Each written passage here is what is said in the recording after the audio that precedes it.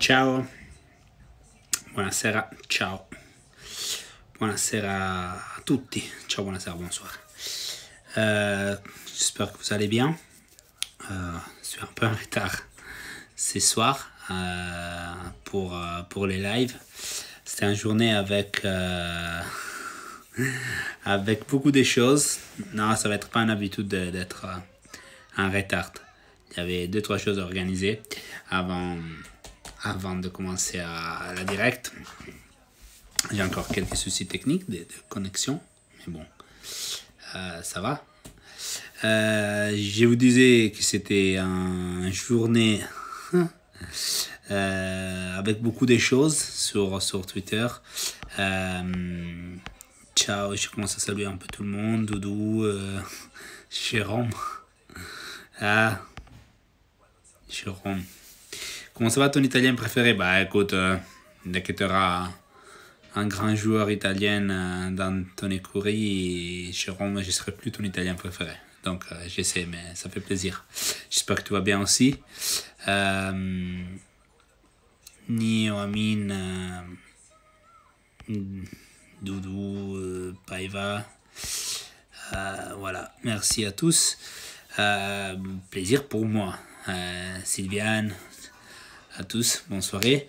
Je vous disais, il y a beaucoup de choses qui sont passées aujourd'hui entre je commence par disons, ordre chronologique. C'était ce matin, il y avait eu une interview du boss, du chef de la protection civile sur les pages de Repubblica. Les boss de la protection civile, c'est celui qui malheureusement donne les statistiques tous les soirs, tous les jours, les rendez-vous à 18h, quand j'ai écrit les chiffres des comptages, des morts, de guéris, des soins intensifs, c'est parce qu'il y a cette conférence de presse de la protection civile. Et aujourd'hui, il fait une longue interview sur Repubblica, un des quotidiens plus importants d'Italie, où il dit que c'est pas irréel cette estimation qu'on fait dans la communauté scientifique sur le fait que en vrai serait une dixième la chiffre de comptage trouvé, et il y aurait énormément 10 fois plus de gens qui sont sans symptômes.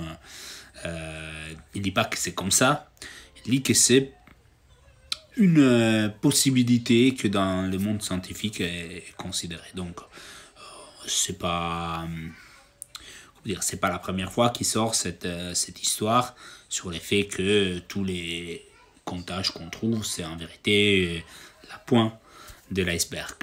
On verra.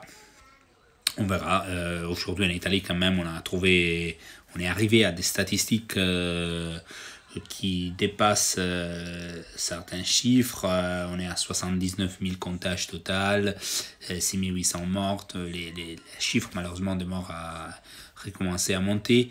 Il y a cette statistique qui est un peu meilleure, c'est-à-dire les actuellement positifs continuent à augmenter, mais de façon un peu plus lente. Donc, il y a un pourcentage... ça passe de 10 à 7% sur les derniers jours. C'est pas mal ça. Donc on verra bien si cette augmentation au ralenti continue. Un jour ou l'autre, on arrivera à voir peut-être une diminution. Mais là, on parle quand même encore de chiffres très élevés. Les positifs aujourd'hui sont plus de 3000. C'est vrai qu'il y a 3 jours, on est arrivé à 4008 par jour de actuellement positifs en plus. C'est énorme. Donc voilà. On verra bien qu'est-ce qui se passe. La chose plus, entre guillemets, lourde de la journée, à niveau de conséquences du confinement en Italie, c'est l'augmentation des amendes. Ça va être chaud pour... en italien, on dit les fourbetti, non? Le malin, ce qui veut faire le malin, ce qui écrit je suis en train d'aller faire des courses pour ma famille. Et après, ils sont à 17 km de la maison quand ils ont l'hypermarché en bas de chez eux. Il y en a plein encore de ça. En Italie, l'augmentation, c'est-à-dire on payait 130 en Italie, si je ne me trompe pas, 160, ça passe à 400. Donc de 400 à 3000. C'est lourd au niveau des chiffres, c'est énorme. J'ai dit un peu des messages, je rassure Flaco que je ne suis pas encore arrivé au compte du jour. Et j'ai un débat énorme. Je ne sais pas si j'arriverai à vous donner un seul compte du jour aujourd'hui parce qu'il y en a 2 au moins qui lootent vraiment, mais on verra. Donc voilà, ça augmente, je disais, de 400 à 3000 en rapport à la gravité de l'infraction parce qu'il y a le manque de respect des consignes et il y a aussi les déclarations qui sont fausses. Donc, pour vous dire, hier, il y a eu 225 000 contrôles, 9 949 dénoncés pour pas observation de consignes et 193 fausses déclarations. Qu'est-ce que c'est une fausse déclaration? Comme je disais, c'est quelqu'un qui écrit « Je suis en train d'aller voir mon grand-père et le grand-père, je ne sais pas, il est décédé. » Pour exemple, ça n'existe pas ça. Mais je me souviens, je vous avais annoncé il y a quelques jours, entre les comptes du jour, il y avait ce monsieur. Peut-être non, ce n'était pas les comptes du jour, mais il est rentré dans la liste des comptes du jour qui avait annoncé qu'il était en train d'aller voir sa copine.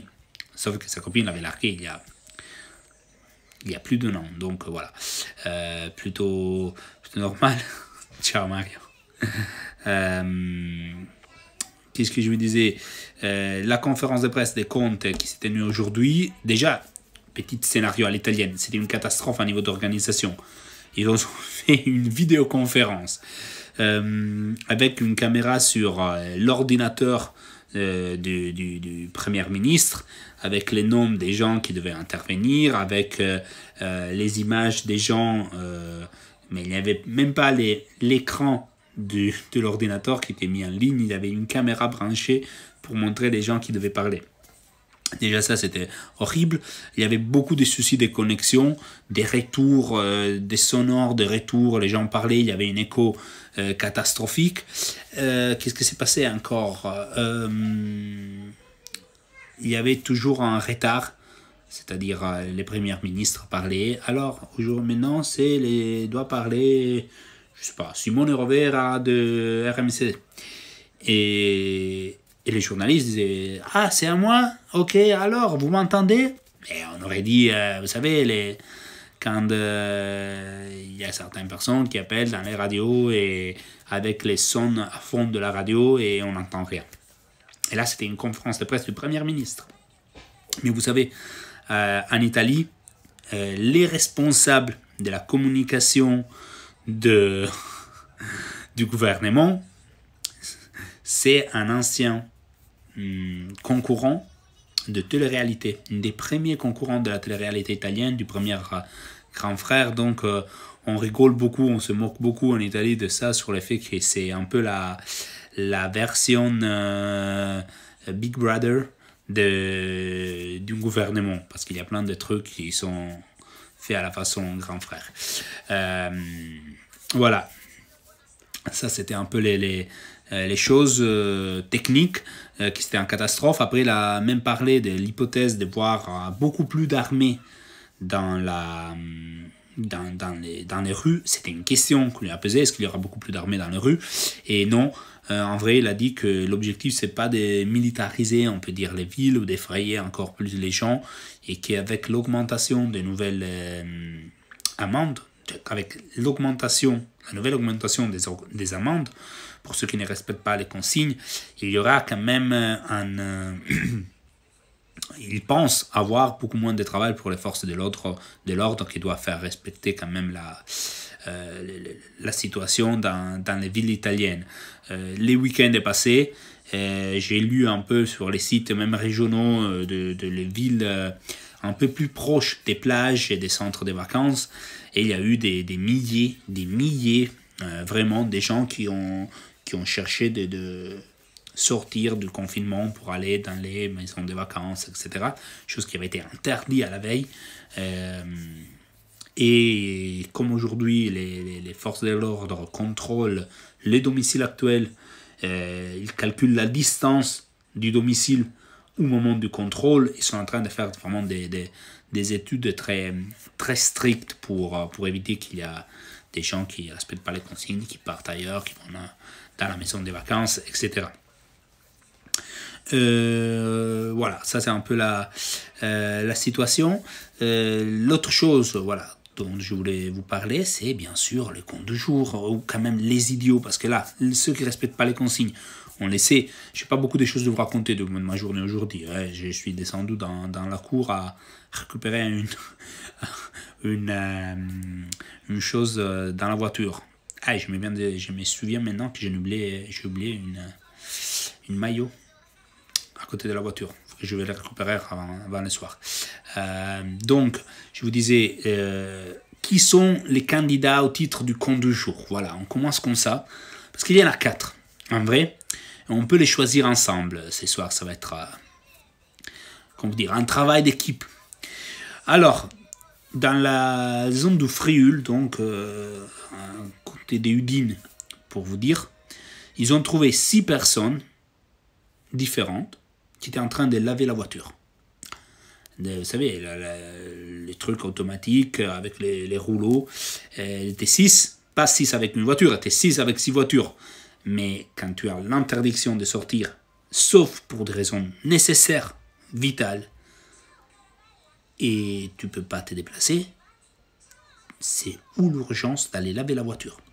Donc, ces 6 personnes, quand même, sont bien placées. Mais il y a toujours l'amour. Moi, vous savez, j'aime beaucoup les histoires d'amour. Donc, qu'est-ce qu'on peut dire de 2 amoureux qui ont été trouvés dans une voiture à Naples en train de, bon, bien fêter leur amour. Voilà.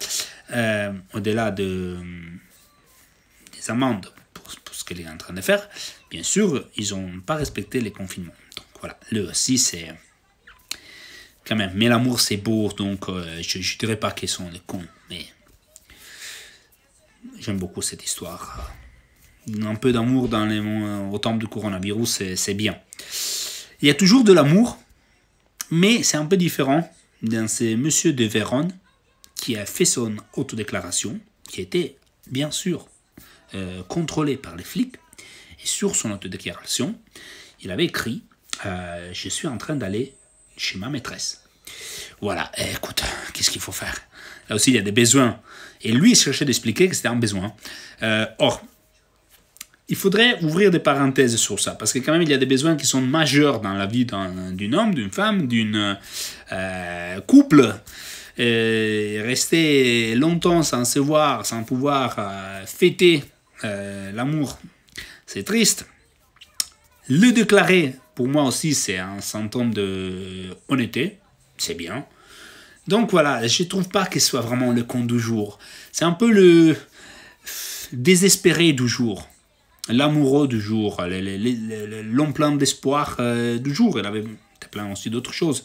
S'il avait besoin de sortir et prendre une amende de 160 € pour aller voir la maîtresse. Là, comme ça commence à être 400 € les amendes, ça va être un peu plus grave. Ah non, petite, je vais oublier un peu la pointe de sel de cette nouvelle règle donnée par le Premier ministre. Parce que si tu ne respectes pas les consignes et tu es en voiture, l'amende aura une majoration de 1/3. Donc, tu ne respectes pas les consignes, tu es en voiture, tu es allé te faire les courses au supermarché, pas celui à côté, mais celui un peu plus loin, ça va te coûter 530 €. Je pense qu'il n'y a plus personne qui fera trop le malin, hein, parce que là, 160, tu peux dire, ok, bah écoute, si je prends 530 € pour aller faire les courses à côté, je ne peux pas les faire. Nicofa, 89. Ciao Nico. Spero che stai bene, Nico. Voilà, donc je ne pourrais pas aller faire les courses au carrefour, au fond de la roue, en théorie. Et je ne le ferai pas.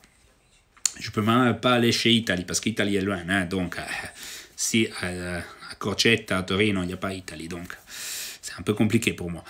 Mais on arrive au dernier, le quatrième. Et lui, quand même, c'est un peu le roi. Parce que c'est celui qui risque de gagner aujourd'hui.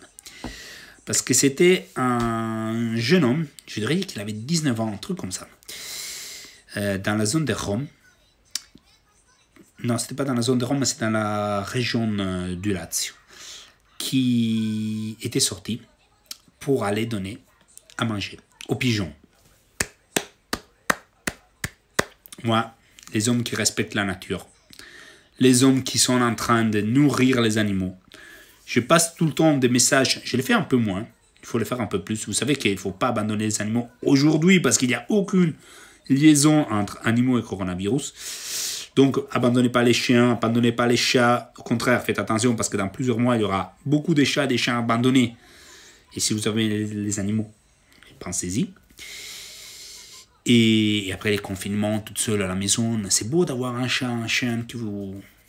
Déjà, c'est une excuse pour sortir. Déjà, je me demande, est-ce qu'il y aura des augmentations des adoptions des chiens? Sauf que c'est un peu compliqué en ce moment. Sinon, j'imagine qu'il y aurait un boom des adoptions des chiens pour avoir une raison de sortir. Voilà, donc, un petit applause parce que oui, vous avez raison. L'homme qui donne à manger aux pigeons, c'est les meilleurs. C'est les meilleurs de la journée. C'est incroyable comment en Italie, on a toujours de belles histoires. C'est bien, c'est magnifique. Mais moi, j'attends de vos propositions, vos contes du jour. Je n'imagine pas qu'il n'y a pas un con en France qui raconte une excuse bidon pour aller quelque part. Je ne sais pas, qui voulait aller acheter la baguette à l'Intermarché de ici les Moulineaux parce que dans les 91 c'est moins bon. Ce serait sympa.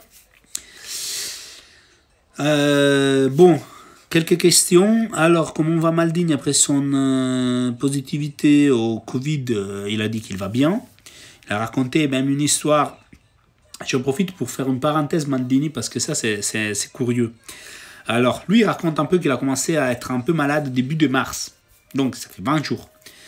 Qu'il a eu la fièvre, il n'allait pas bien. La chose qui était très drôle, c'est que les jours de Milan-Genoa, je pense que c'était le 8 peut-être, oui c'était le 8 à midi, lui, il ne va pas au stade. Il y a cette image qui reste un peu partout, réseaux sociaux, vous allez trouver, de Gazidis, Ivan Gazidis toute seule, les stades étaient vides, donc je suis à huis clos, Gazidis toute seule en tribune, et les journalistes, les gens, il y a beaucoup de presse anti-Gazidis et anti-Elliott pour moi en Italie. Je trouve qu'il y a une façon de traiter l'information Milan qui est un peu partisan, bien sûr.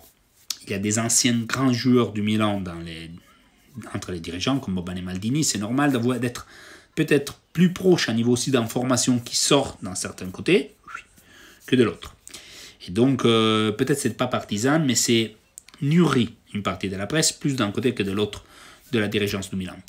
Mais bon, ça c'est parenthèse. Il y avait plein de gens qui ont écrit, regardez Gazidis, il a tout cassé, il n'était même pas capable, aujourd'hui il est seul, il n'y a même plus les autres dirigeants qui vont avec lui au stade. Maldini était malade et après on vient de découvrir que c'était probablement le début de son comptage de coronavirus. Voilà, quand on écrit les choses pour l'écrire. Mais Maldini va bien. Oui, je vois que vous êtes plutôt tout d'accord sur le fait que...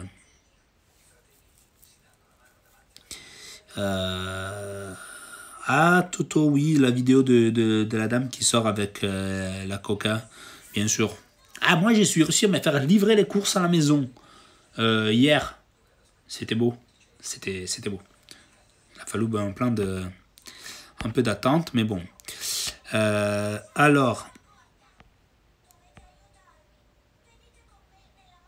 ouais, David, si tu es à Milan, ouais, tu dois rester à la maison, et bien sûr. Là, je vois que ça vous a beaucoup rigolé. L'histoire des pigeons, je l'ai trouvé sur quel site? Le Messager, je crois. Alors, ciao Golin, El Tripo.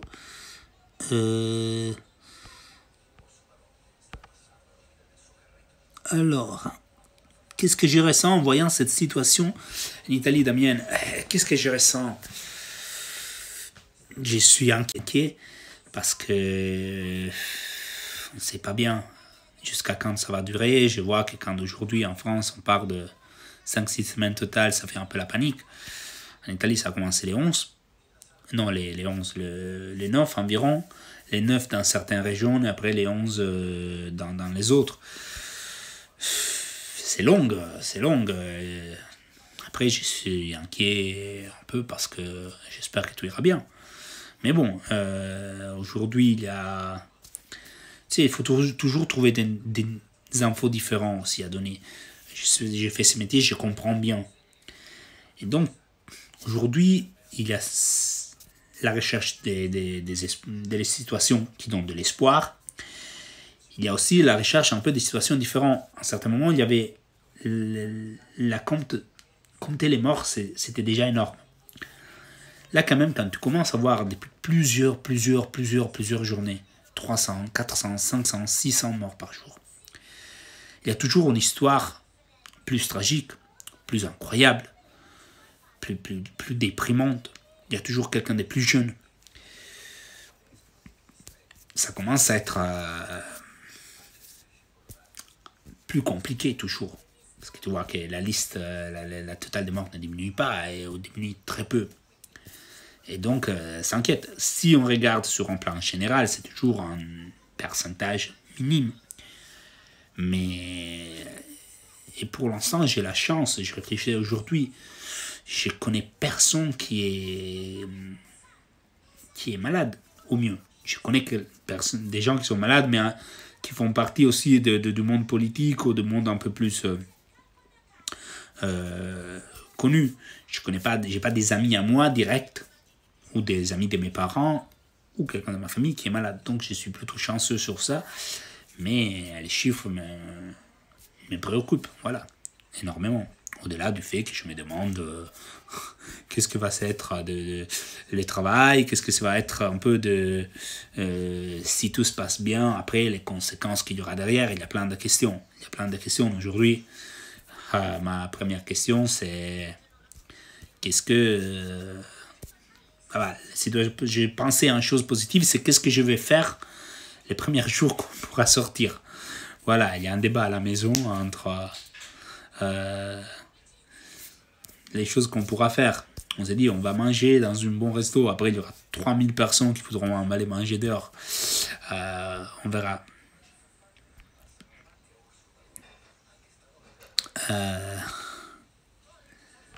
Merci François, merci. Bon, écoutez, vous êtes beaucoup à participer, beaucoup de messages.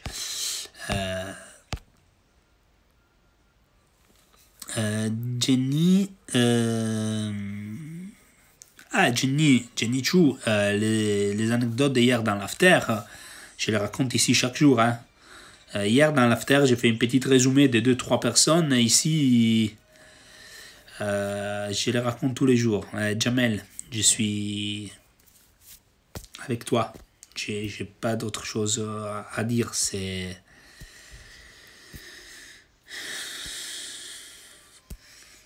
Vraiment, ça met l'angoisse. Il est jeune, le grand frère de ton meilleur ami, et on espère qu'il puisse s'en sortir bien. Jackason, j'étais à 2 doigts comme ça, mais vraiment à 2 doigts comme ça aujourd'hui de le faire. J'étais à 2 doigts. Si je suis pas sur l'after ce soir, ça il faut le dire. Je suis d'accord avec le ministre Comte dans ses derniers discours. Je suis d'accord sur le fond de ce qu'il a dit aujourd'hui, même si j'ai été un peu étonné d'une question qu'on lui a posée. On lui a posé une question sur le fait sur la raison. On lui demande pourquoi vous n'avez pas pris les pouvoirs aux régions. Parce qu'en il y a un peu d'autonomie en Italie dans les régions, c'est normal, surtout la santé, tout ce qui concerne la santé, c'est géré par les régions. On lui demande, vous avez montré d'être disponible envers les régions, vous n'avez pas pris tous les pouvoirs.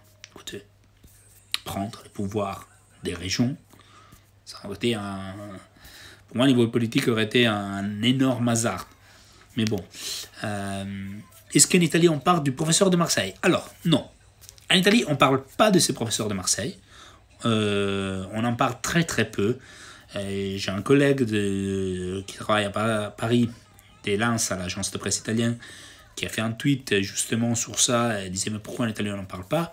En Italie, on parle énormément du médoc japonais, à Vigan, si je ne me trompe pas. Ça, c'est un peu la polémique entre les gens qui espèrent trouver une solution rapidement et un peu les médecins ou tous ceux qui sont en train d'étudier, qui veulent faire des essais cliniques un peu sur en plus longue période. Donc, mais non, cette histoire de la chloricine, il n'y a pas beaucoup en Italie. Non, il y a là presque pas. Même la presse, on en parle vraiment. J'ai jamais trouvé grand-chose sur ça. Comme je vous dis, peut-être... on avait parlé beaucoup du président de Hoffenheim quand il avait refusé l'offre de Trump pour les vaccins.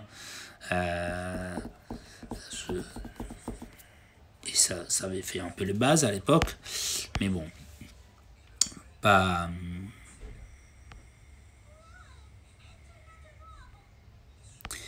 autre chose. Est-ce qu'on parle déjà de la situation économique qui va arriver? Oui et non. Il y a beaucoup d'espoir qu'avec les ouvertures que fait la Banque Centrale Européenne et qu'ils vont faire en Europe, on arrivera à s'en sortir sans trop de dégâts. On regarde beaucoup plus qu'est-ce qui se passe en Angleterre et aux États-Unis qu'en France, pour vous dire. Ce que dit Trump, c'est suivi à l'ordre du jour pratiquement. Donc ça c'est sûr. On parle beaucoup plus de ça. Akram, ouais, elle doit aller dormir, la petite. Donc là,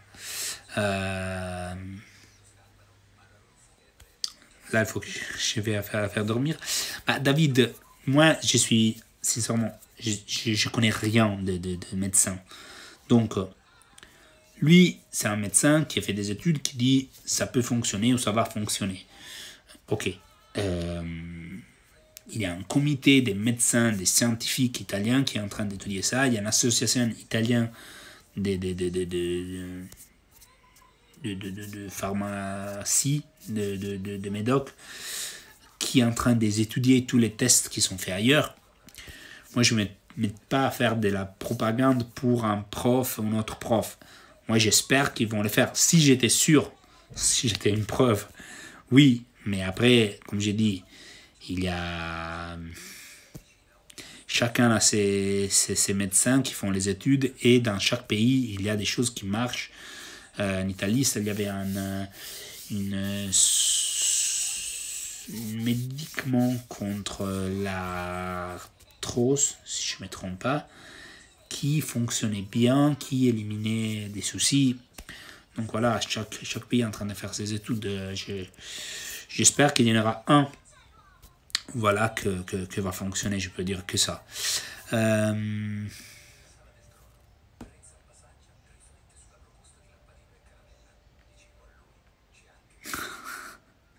Toto, je viens de lire la chose que tu écris sur Trump, c'est génial. Ok, et sur les joueurs, voilà, on verra si en Italie il y aura les joueurs qui accepteront de baisser les salaires. Ça, c'est une chose sur laquelle je suis plutôt d'accord avec la position qui tient l'association italienne de footballeurs, sauf ça, c'est-à-dire j'ai l'impression qu'ils sont très prêts à dire tout le temps on va pas jouer, on s'entraîne pas, et c'est logique. On verra, quand tout ira bien, on fera. Mais sur le fait qu'on leur dit est-ce que vous pouvez diminuer d'un parti votre salaire sur la saison, pour l'instant, on va voir. je pense qu'il faudrait avoir une disponibilité immédiate. Tout de suite, dire, il n'y aura pas de soucis. On va les faire. Personne ne va demander aux joueurs de se éliminer les 50%, les 100% du salaire. Ça va être 10, 20, 25, 30. Encore mieux, plus sera grand les gestes qu'ils feront les footballeurs, plus seront aimés. Mais les foot italiens, là, on parle... Écoutez, je dois parler de football aussi. Les foot, comme on les connaît aujourd'hui, va avoir des lourdes conséquences. Ça, c'est évident. C'est évident. Parce que il y a trop de clubs qui jouent sur les fils des zéros presque leur saison. Ce qu'ils gagnent, ce qu'ils dépensent, c'est vraiment à la limite. Et il y a un risque énorme de voir des clubs qui ne s'en sortent pas. Donc la machine est belle et la machine est gourmande pour tout le monde, à partir des joueurs. Donc j'espère vraiment qu'il y aura de prise de conscience aussi des joueurs qui beaucoup font de donations. Je dis rien, les joueurs sont en train de faire des choses extraordinaires. Même seulement pour passer les temps, ils font plein de vidéos d'Instagram, c'est bien. Mais j'espère vraiment qu'en Italie, il y aura une prise de conscience et l'association footballeur fera un peu pression sur les joueurs pour dire on les fait. Même aujourd'hui, on a vu Cristiano, qu'est-ce qu'il a fait pour les hôpitaux. Il y a plein de grands joueurs, de petits joueurs qui font de grandes choses. Mais comme mouvement, moi je souhaite, sincèrement, personnellement, que c'est comme ça. Ciao John. Jonathan, comment ça va? J'espère que tu vas bien. Tu balades pas trop ton chien, parce que sinon, en Italie, si tu balades trop loin ton chien, c'est 400 € d'amende. C'est pas bien. Bon, écoutez, je vous passe un énorme bonsoir. On se voit demain. Et merci pour vos messages, pour votre soutien. Et on va trouver pour demain d'autres génies qui vont nous faire rêver. J'ai un peu peur parce qu'avec cette histoire de 400 €, là, il y aura beaucoup moins de cons, des petits malins qui vont faire les cons. Et donc, notre rubrique les cons du jour va... Mais il y aura toujours un qui va nous sauver. Je suis sûr. Ciao, bonne soirée à tous et à demain.